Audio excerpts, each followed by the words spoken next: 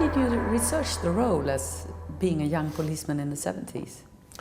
I read a lot, I talked with people.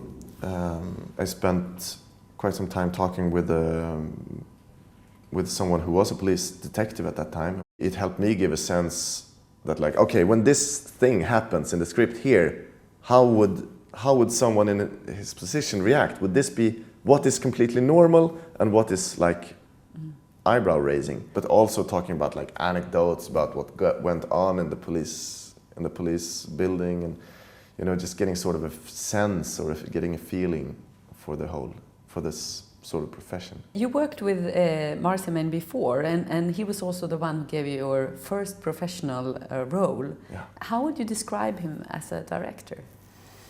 He has a very clear vision about what we're doing, where we're going with this whole thing, and an amazing ability to keep a consistency with that vision, to keep his ambition and his goals with the ongoing work, to keep that in clear sight while still managing something as chaotic as a movie shoot and a movie production.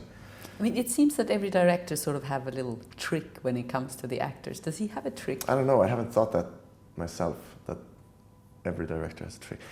Because every director is so different. I've worked with quite a few until now, even though I haven't been around in the industry that long. But I mean, everybody's different. Every director is different. But it sounds like he's kind of easy to work with, and that he's a person that, you worked with him several times, and that's something you would love to do again. Yeah, certainly. You worked with him, like I said before, in TV series, and now in his first movie. Was there a difference in how he worked as a director with you in the TV series compared to the movie? I mean, he's still the same director and I'm still the same actor, even if we're a few years older. One example is that we rehearsed a lot more.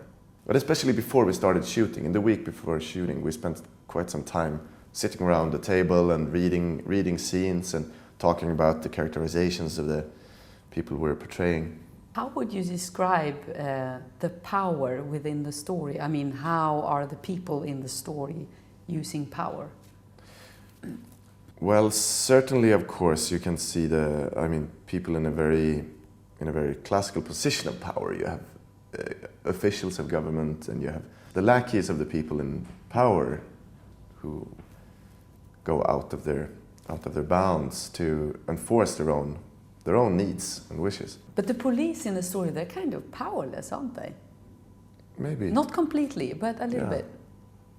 Not completely, of course. Not completely. What the film portrays is sort of, at least partly, is a failure of exercising that power, you could say. Which we unfortunately see in our own reality and recent history. What are your own thoughts about power in society and power in politics? Power always exists. People have power, more or less, over themselves or over others. But it's important as a society, to really watch where power concentrates, and especially to watch how the people in strong positions of power, how they exercise that. And what do you think about the power in relationships, like the one between the underage girls and the woman in charge of the brothel, for instance? Well, I think that's a quite clear case of abuse. And of course, abuse is difficult to attain without some sort of power over the person you abuse. The whole story is set in the 70s, and that is very well depicted in the movie. What is the biggest difference if you were to compare the 70s to the world we live in today? If you look at the reality of that time, you can see some societal things which appear quite different. We have, for example, a very strong belief in authority in a different way. Authority wasn't challenged in the same way that maybe it is now, and I'm speaking about, for example, political authority, the leaders of a country. That at least in Sweden at that time, it doesn't appear to have been challenged in the same way as it would now. But then on the other hand, since we still look around us now and we see abuses of power around us in the contemporary world, which are quite similar to the ones that this story depicts, I would say that the similarities are bigger than the differences in many important ways. This young policeman, John Sandberg, he's idealistic and he's quite frustrated by the political pressure and by the attempts to stop the investigation. And I remember a newspaper article about the same frustration felt by the real policeman working the real case. So how close is this to reality? Do you have any knowledge of that? The events in this film are obviously inspired by this scandal in Swedish politics. But it has to be clear that it's not an attempt to sort of portray what actually happened.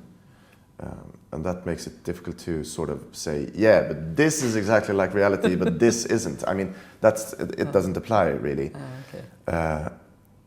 So at least I don't have any answer to that question, but I would really like to implore the audience who, if they see this film and they have that question, I mean, if they wonder, wow, I mean, could this have happened? Then I just say, just look it up, because there's a lot of material. There are documentaries, there are journalistic books about this. I mean, the information is out there. Just look it up. And the story, the film, it's dark and it's kind of nerve-wracking, and it has a strong documentary feel to it. It sort of creeps under your skin. And in the movie, I mean, even the Prime Minister, which is not named at all in the film, buys sex from one of the underage girls. And this particular thing has upset the real Prime Minister's family. And the son, Morten Palme, even threatens to go to the police. How do you feel about that? As I understand it, no one of the people who have been, either the reporter who sort of broke that story, and as I understand it, it's the same reporter who wrote the text in every medium, I think. And that neither that reporter or any of the interviewees have actually seen the film. So I implore them to do it and to see the film, and then I guess we can talk.